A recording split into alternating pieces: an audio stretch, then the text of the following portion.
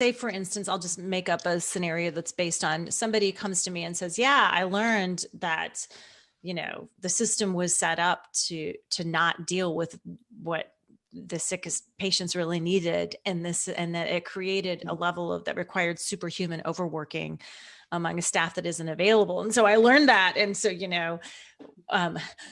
all I'm learning is that I can't control it, and I feel frustrated. So the interesting thing to play with that, right, is I had this challenge of I watched people, not myself and my colleagues,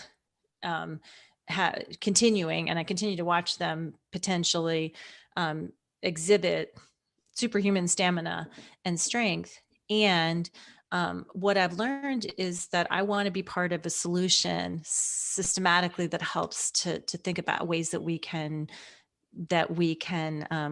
make this happen, so that it doesn't have to only be fueled by superhuman strength and overwork. So it's not a Pollyanna, and it's not a perfect black and white, this thing happened and here's a silver lining. It's a more nuanced process than that. I learned I have more internal strength, and I've learned that I have to, for myself, build some rest and breaks into this process, because it's not going to be handed to me as a gold star in thanks for what I've done. So there's a million things I can't, name for every person, but that's what they might learn. But the process is meant to be nuanced, a little messy, but to have a little bit of a structure for us to begin to think, as you said, so that it's not so overwhelming, but to have a little bit of a structure, a system to think through what we did, how we were challenged by what happened or what we experienced in our life, what we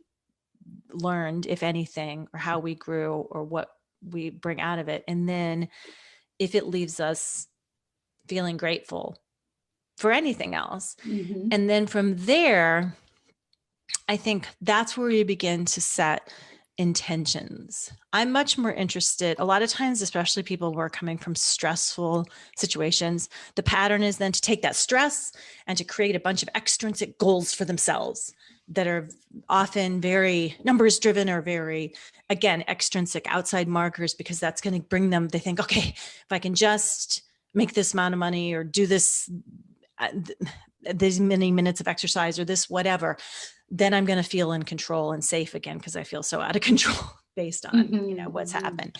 And I'm much more interested in looking at whatever 2020 had to show us, to teach us, to help us grow through the challenges, and setting intentions, which tend to be more intrinsically based. Who do I want to be, and how do I want to feel?